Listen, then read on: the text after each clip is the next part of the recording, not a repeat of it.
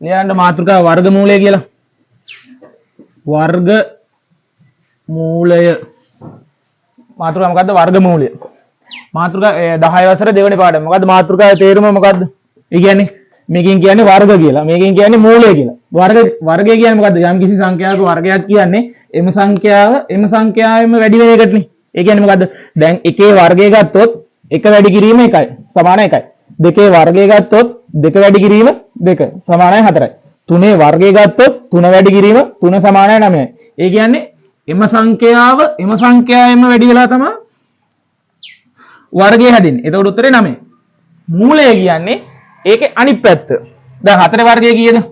4 වර්ගය සමානයි 4 එම සංඛ්‍යාව වැඩිලා 16යිනේ. හරි. එතකොට මූලය කියන්නේ මොකද්ද?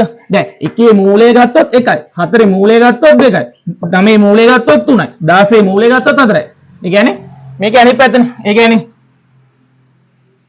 4 මූලය සමානයි 2යි.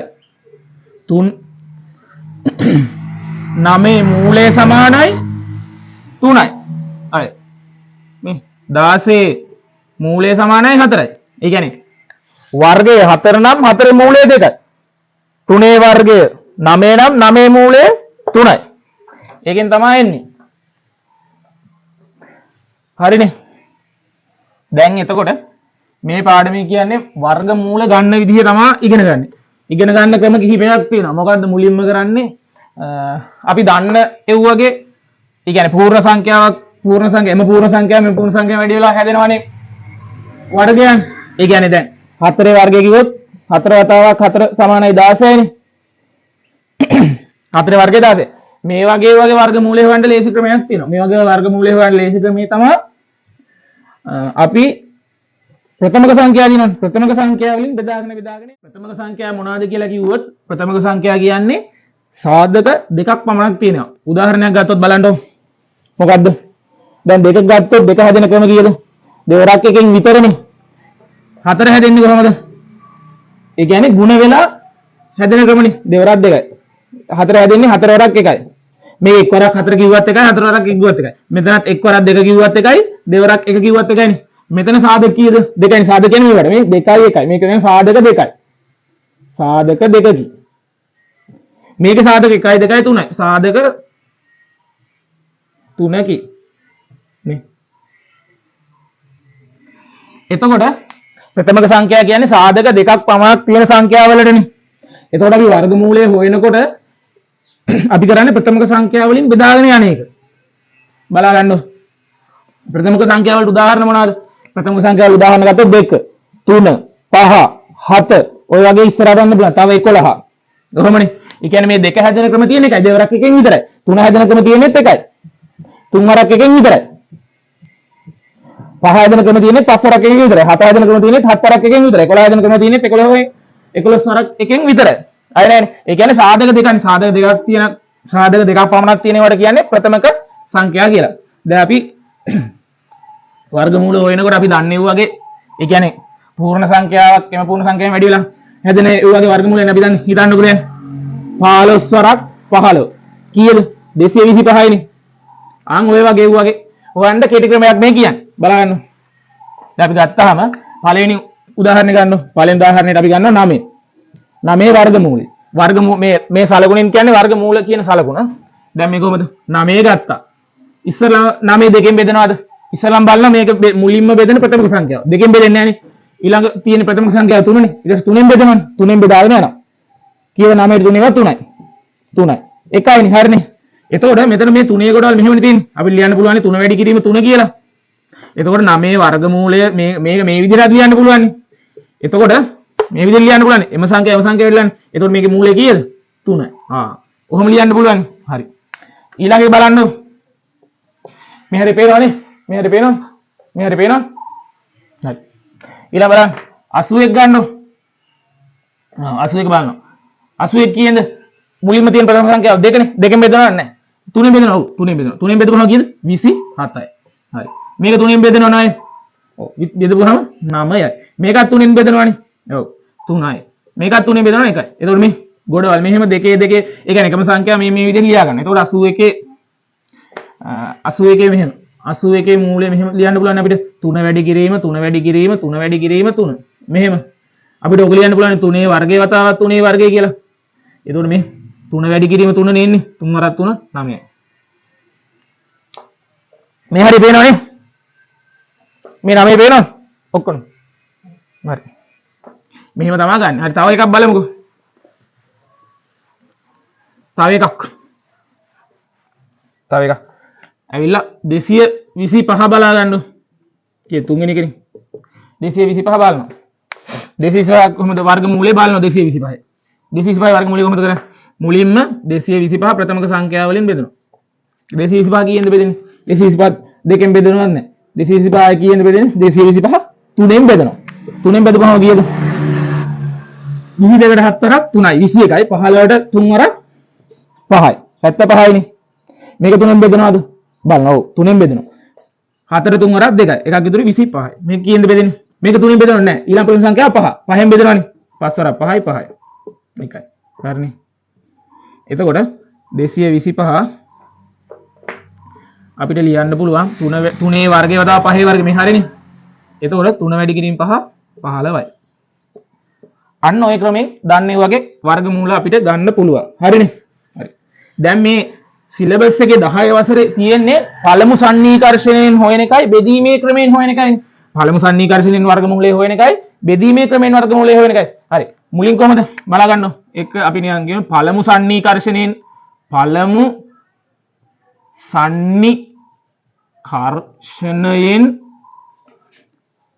වර්ගමූලය සෙවීම.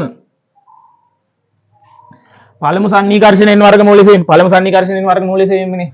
ඒ කියන්නේ අපි ආසන්න වගේක් කියන්නේ. ඒ කියන්නේ දැන් හිතන්නකෝ අපි හැම එකම වර්ගමූලයන් හරියට ගන්න දන්නේ නැහනේ. හිතන්නකෝ දැන් අපි දන්න වර්ගමූලයන් තියෙන්නේ 4 දන්නවා. ඊළඟට දන්නේ 9නේ. මේ 5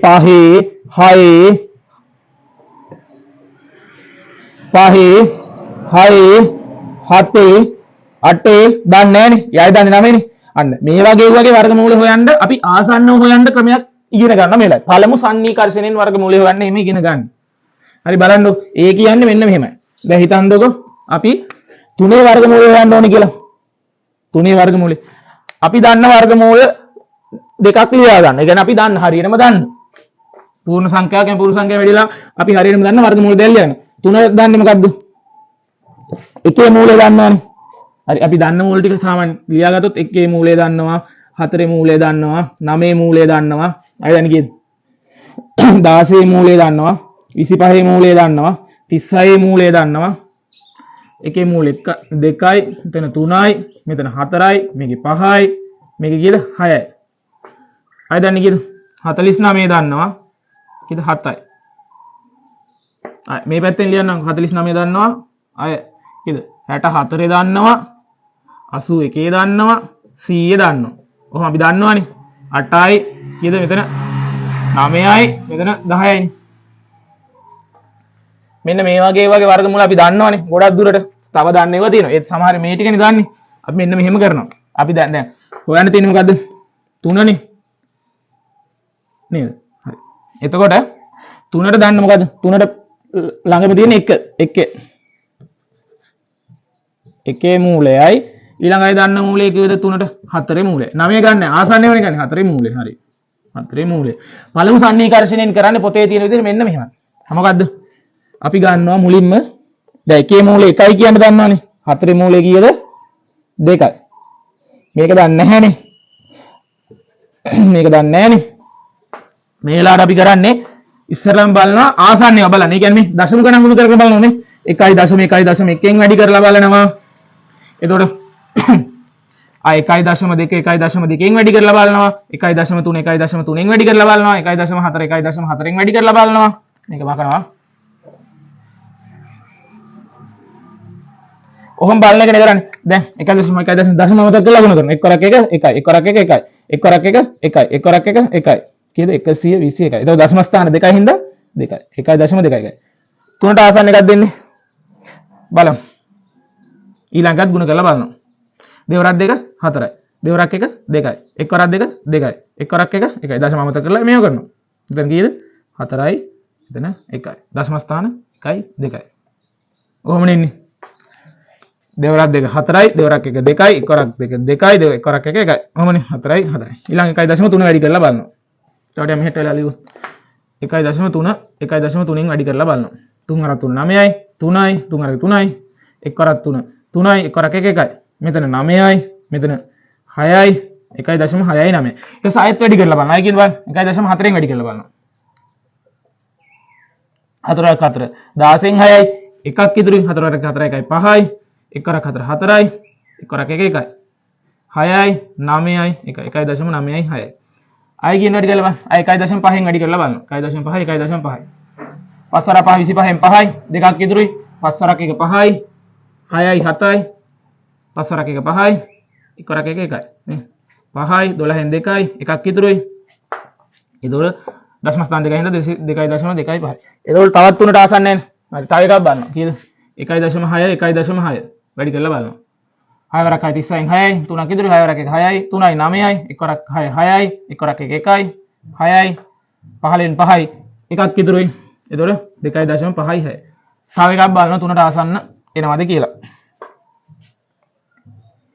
හරි මේ හරිය පේනවද මේ හරියට එනක මේ හරියට මේ පැත්තට පේනවද මේ හරියට 1.7 වැඩි කිරීම 1.7 මෙහෙම ලියුවම පේනවද හරි 1.7 1.7න් වැඩි කළා මම 4ක් 7 49 4ක් ඉතුරුයි 7 වරක් 1 7යි 7යි 4යි 11යි මෙතන මේ 1 වරක් 7 7යි 1 වරක් 1 1යි බලන්න මෙතන 9යි මෙතන 8යි 2.8යි 9යි හරිනේ ඊට පස්සේ බලන්න 1.8 1.8න් වැඩි කරලා 1.8 1.8න් වැඩි කරලා 8 වරක් 8 8 වරක් 8 64න් 4යි 6ක් ඉතුරු 8 වරක් 1 8යි 9 10 11 12 13 14යි 8 වරක් 8 64න් 4යි 6ක් ඉතුරුයි 8 වරක් 1 8යි 8යි 6යි 14යි 8යි කරක් 1 මෙතන මේ 4යි 12න් 2 එකක් ඉතුරුයි 3.2යි 4යි අන්න බලා ගන්නද දැන් එතකොට ආසන්නව තියෙන්නේ 2.8යි 9 කියන එකනේ බලා ගන්න මේ ටික ඔක්කොම මම කරනවා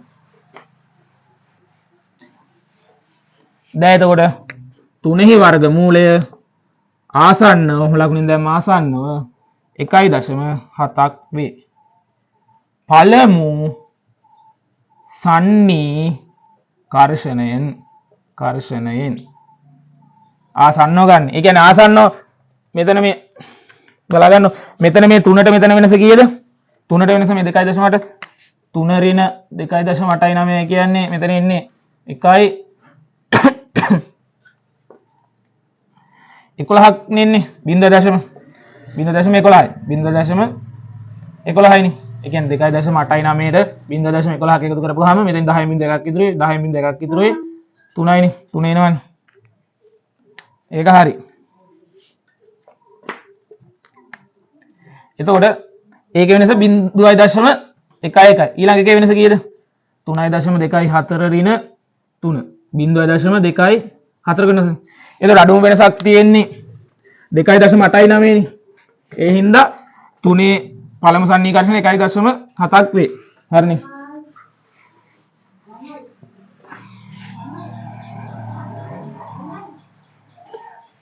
හරි.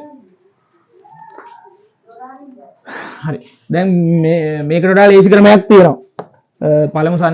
පළමු සන්නිකර්ෂණයෙන් හොයන එක දැන් අර දශම ගණන් ගුණ කර කර බලලා ආසන්න උත්තරය යන්න ගන්නේ. මීට වඩා මෙහෙම කරනවට වඩා එකපාර උත්තරේ ආසන්නයටම ගන්න කෙටි ක්‍රමයක් තියෙනවා. බලා ගන්න මොකක්ද ඒ කියලා. දැන් 3 වර්ගමූලය ලියුවාම 3ට ආසන්නව මේ විදිහටම ලියා ගන්නවා. 1යි 4යිනේ. හරි. මේකෙන් එන්නේ 1 දශම ගණන්නේ. මේකෙන් 2 දශම ගණන්නේ කොහොමද 1 දශම ගණන් එන්නේ කියලා තේරෙනවනේ. මේ දෙන්නයි වෙනස ගන්නවා. කෙටි ක්‍රමේ බලා ගන්නවා. කෙටි ක්‍රමේ මේක වැදගත්. එතකොට එකපාර උත්තර ගන්න පුළුවන්. ගොඩක් දඟලන්න ඕනේ නැහැ. මේ දෙන්නයි වෙනස කීයද? මේ දෙන්නයි වෙනස ඇවිල්ලා 1යි 4යි වෙනස. 4 එකක් අඩු දාලා 3යි. මේ දෙන්නයි වෙනස කීයද? 2යි. හරිනේ. එතකොට මෙහෙම එක ලියා ගන්නවා. මෙතනින් 3 ලියා ගන්නවා. උඩ එක යටින් ලියා ගන්න මේ ලියා. මිශ්‍ර භාගයක ලියා ගන්නවා. ඊට පස්සේ මේ මිශ්‍ර විෂම කරනවා 3 වරක් 1 3යි 3යි 2යි 3 වරක් 3යි 3යි 2යි 5යි. 5 බෙදීම 3යි. 5 3ෙන් බෙදපුවම කීයද? 5 3ෙන් බෙදපුවාම 3 වරක් 1 3යි දෙකක් ඉදිරියේ දශම දෙක තිබ්බහම 20ට. 20ට 3 වරක් කීයද? 6යි. 18යිනේ. හරි. 1.6යිනේ. 1.6යි. හරි. 1.6යිනේ. දැන් අපි මෙහෙම. දැන් උන් ආසන්න උත්තරයට ආවා. අනික ඔක්කොම අතාරින්න පුළුවන්. 1.1 1.2 1.3 1.4 1.5 ඒ ඔක්කොම අපි අතාරිනවා. එතකොට ඒව ගුණ කරලා බලන්න ඕනේ නැහැ. ආසන්නව ආවනේ. එතකොට අපි ගුණ කරලා බලන්නේ 1.6යි 1.6යි. ගුණ කරලා බලනවා. 6 වරක් 6 36න් 6යි 3ක් ඉදිරිය 6 වරක් 1 6යි 9යි. 6 වරක් 36යි 3ක් ඉදිරිය 6 වරක් 1 6යි 3යි 9යි. මෙතන 1 වරක් 6 6යි 1 වරක් 1 1යි. 6යි මෙතන 15යි 1 2.5යි 6යි. නා ඊළඟට බලන්න 1.7න් ගුණ කරලා. අර ඔක්කොම අයින් වුණානේ. එතකොට මෙතන කීයද 4ක් 49න් 9යි 4ක් ඉදිරිය 4ක් 1 7යි 11යි 7යි 4 11යි 7යි 1 වරක් 7යි මෙතන 1 වරක් 1 1යි. මේ 9යි 8යි 2.8යි 9යිනේ. ඊළඟ කීයද 1.8 1.8 ගුණ කරලා බලනවා. 8 වරක් 64න් 4යි 6ක් ඉදිරිය 8 වරක් 1 8යි 8යි 6යි 14යි 1 වරක් 8 8යි 1යිනේ 4යි 12න් 2යි 1ක් ඉදිරිය 1යි 1යි 2යි 2යි 1යි 3යි අන්න ඔන්න එතකොට ආසන්න උත්තරේ මේ පියවර දෙකෙන් ටස් ගාලා එනවා මේ එතකොට කීයද එන්නේ 3 වර්ගමූලයේ ආසන්නව 1.7යි පළමු සන්නිකර්ෂණයට අන්න. එතකොට අපිට ගොඩ කරන් තිබේ මේ තුන විතරයි. මේ තුන මේක නම් ගුණ කරන්න ඕනෙත් නැහැ. මේ දෙක ගුණ කරන්න හරි පියවර දෙකකින් එනවා. අර වගේ ගොඩාක් කොටු ඉන්න ඕනේ නැහැ. හරි. තව ගානක් බලමුකෝ.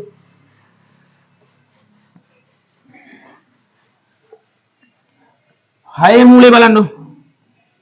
එතකොට හයේ මූලය ගත්තී 6ට ආසන්න සංඛ්‍යා දෙක මොකද්ද? 6ට ආසන්න තියෙන සංඛ්‍යා දෙක තමයි 4 මූලය අපි දන්නවා. දන්න සංඛ්‍යානේ. ඊට පස්සේ දන්නේ 9. ඔය දෙකනේ දන්නේ. එතකොට අපි කරන්නේ මෙන්න මේ දෙන්න ලොකුට්ටිය ලියන්න. 6 මූලය මෙතන 4 මූලය දන්නේ. අය කියන්නේ 9 මූලයනේ. හරි. මේ දෙන්න අය වෙනස කීයද? මේ දෙන්න අය වෙනස 5යි. මේ දෙන්න අය වෙනස කීයද? 2යිනේ. හරි. මේකෙන් එන්නේ කීයද දශමද? 2යි දශම ගණන්නේ. මේක අපිට වැඩක් නැහැ නේ 3යි දශම. ඒක වැදගත් ගොඩක් දුරට මේක වැදගත් වෙන්නේ නැහැ නේ. බලා ගන්නද? ඊට පස්සේ දෙක මෙහෙම ලියා ගන්නවා. දෙක ලියලා උඩ 5 යටින් මෙහෙම ලියලා මේ දෙක කොහොම ලියා ගන්නවා? උඩ වෙනස යටින් ලියා ගන්නවා මේ දෙක මෙහෙම. ඊට පස්සේ මේක ඇවිල්ලා විෂම මේ මිශ්‍ර භාගයන්නේ. මේක විෂම කරනවා. 5 වරක් 2 10යි 10යි 2යි 12යි. 12 බෙදීම 5ක් නේ. 12 5ෙන් බෙදපුවම කීයද? බලන්න. 12 බෙදීම 5. 5 වරක් 2 10යි. දෙකක් ඉතුරුයි. දශම දෙක කියලා බිංදුවක් දාන්න. 20ට 5 වරක් 4යි. 2.4යිනේ. අන්න 2.4යිනේ 2.4යි අපි බලනවා 2.4 ගුණ කරලා බලන්න. එතකොට ආසන්න අපි ගොඩක් දුරට ආසන්නව මේ 2.4 ආසන්න උනේ අරන් තියෙන්නේ. එතකොට 2.1 2.2 2.3 ඒව අතෑරිනවනේ. ඒව ගුණ කරන්න ඕනේ නැහැ අනිවාර්යෙන්. අපි ෂුවර් දන්නවා 2.4 හෝ ඉතින් එහාට එන්නේ කියලා. එහෙනම් 2.4 වැඩි කරනවා 2.4. 4 වරක් 4 16යි. එකක් ඉදිරි 4 2 8යි 9යි. දෙවරක් 4 8යි. දෙවරක් 2 4යි. එතකොට මෙතන 6යි 17න් 7 එකක් ඉදිරි 5.7යි 6ක් නෙන්නේ. හරි. ඊළඟට බලනවා මේ පැත්තෙන් ලියුවොත් 2.5 බලනවා. 5 වරක් 5 25න් 5යි දෙකක් ඉදිරියි 5 වරක් 2 10යි 2යි 12යි. ඒක දෙවරක් 5 10න් බිංදුවයි දෙවරක් 5 10න් බිංදුවයි එකක් ඉතුරුයි දෙවරක් 2 4යි 1යි 5යි. 5යි 2යි 6යි 0.2යි 5යි. හරිනේ මේක මගනවා. එතකොට අඩුම වෙනසක් තියෙන්නේ මොකේද? අඩුම වෙනසක් තියෙන්නේ මේකනේ. 2.4නේ එකපාරම ආවා. එකපාරම ආව උත්තරේ. එකපාර මේ ක්‍රමයෙන් ආව උත්තරේ. මේක මගනවා. එතකොට උත්තරේ කීයද? 6ට සන්නිකර්ෂණ ආසන්න 2.4 පළමු සන්නිකර්ෂණයෙන් අන්න මේ පියවරේදී මුලින්ම අර මං කියපු කෙටි ක්‍රමයෙන් එකපාරින්ම ආව පළමු සන්නිකර්ෂණයේ උත්තරේ. අර වගේ ගුණ කර කර ඉන්න ඕනෙත් නෑ දශම ගණන් ගුණ කර කර ඉන්න ඕනෙත් නෑ එකපාරම උත්තරේ ආවා. ගොඩක් දුරට මේ වගේ එකපාරම උත්තරේ එන්න ඉඩ තියෙනවා. කොහොමත් මෙහෙම උත්තරේ ආපුවම මේකට ආසන්න 2.4 නෑ 2.5 2.5 නුත් ගුණ කරලා බලනවා. ඒ වගේ ආසන්න වෙනකම් ගුණ කරලා බලන්න. එතකොට අර පියවර සංඛ්‍යාව අඩු වෙනවනේ. හරි. මේක හොයන ආයෙත් මේක කොහොමද හොයන්නේ කියලා කිව්වොත් ආයෙ පාරක් මෙහෙමනේ. මුලින්ම 6 ලියා ගන්නවා. අය දෙන්නයි දෙපැත්තේ තියෙන වර්ගමූලයක් දන්නේව ලියා ගන්නවා. එතකොට මේ දෙන්නයි වෙනස කියනවා 9 4 වෙනස 5යි. මේ දෙන්නයි වෙනස 2යි. මේකෙන් එන්නේ 2යිනේ. ඊට පස්සේ දෙක මෙහෙම ලියා ගන්නවා. යටින් ලියා ගන්නවා. මේ දෙන්නයි වෙනස 2යි. යට ලියා ගන්නවා 5. උඩ ලියා ගන්නවා 2. දෙක ලියාගෙන යට මේ දෙන්නයි වෙනස. එතකොට 5 4 2 10 10 12 බෙදීම් පහන්නේ. 12 5න් බෙදුවාම 2.4ක් නේ ආවේ. 12 5න් බෙදුවාම 2යි 10යි 2යි 12 5න් බෙදපුවාම 2යි 5 4 2 10යි 2ක් ඉදිරි දශම දෙක තිබ්බා 0.4යි ඔහම එන්නේ 2.4 නේ එන්නේ හරි එතකොට මේක එකපාරම 2.4 උත්තරය ආවා ඒ කියන්නේ මොකක් විකර්ෂණය හොයන්න පුළුවන් එක පියවරෙන් කිව්වට ඒ කියන්නේ එක පියවරෙන් කියන්නේ මෙහෙමයි පළමු සන්නිකර්ෂණය හොයනකොට දැන් අපි කරන්නේ මොකද්ද පළමු සන්නිකර්ෂණය අපි හොයනකොට කරන්නේ ආසන්න වර්ගමූලයන් දෙකක් ගන්නවා ඒ කියන්නේ දැන් මොකක් උදාහරණයක් ගත්තා ඉස්සෙල්ලාම ඒවනේ තුනේ වර්ගමූලය තුනේ වර්ගමූලය හොයනකොට ඊට ආසන්න දෙකක් ගන්නවා මොකද්ද එකේ මූලයයි හතරේ මූලයයි එතකොට අපි කරන්නේ එකේ මූල එකයිනේ 1.1කින් වැඩි කරලා බලන්න 1.2කින් 1.3 1.4 ඔය වගේ වැඩි කරලා ආසන්න උත්තරයක් ගන්න එකනේ කරන්නේ ඊට වඩා මේක ලේසි කියන්නේ මූල තුන එහෙම ලියාගත්තා ලියාගෙන මේ විදිහට මම කරේ ඔහොම තුන ලියා ගන්නවා දන්නේව දෙපැත්ත ඔහොම ලියා ගන්නවා හතර දන්නවා මේ දෙන්නයි වෙනස ගන්නවා මේ දෙන්නයි වෙනස කීයද 3යි මේ දෙන්නයි වෙනස 2යි එතකොට ලිව්වේ මං 1.1යි ඔහොම 3 2 මේක මිශ්‍ර භාගයේ විෂම කරලා ආසන්නම උත්තරයක් එනවා ඊට පස්සේ ඒක තව පියවරක් දැන් ආසන්න උත්තර 1.0 ගණනක් ආපුවාම ඒකත් ගුණ කරලා බලනවා 3ට ආසන්නයක් එනවද කියලා තව සංඛ්‍යාවක් ගුණ කරලා බලනවා ආසන්න එනවද කියලා බොහෝ දුරට දශම ඒ වගේ ගුණ කරන්න වෙන්නේ තුන් පාරක් දෙපාරක් ගොඩක් ගණන් වල එකපාරින් එන්නත් ඉඩ තියෙනවා අන්න පළමු සන්නිකර්ෂණය හොයන්න කෙටි ක්‍රමයක් මේක මාරු අර වගේ ගුණ කරනවට වඩා හරි ඊළඟට මොකක්ද තියෙන්නේ බෙදීමේ ක්‍රමය ඇසුරෙන් වර්ගමූලය සොයන එක ආයෙක ලියා ගන්න බෙදීමේ ක්‍රමය ඇසුරෙන් වර්ගමූලය සොයීම කියලා බෙදීමේ ක්‍රමය ඇසුරෙන්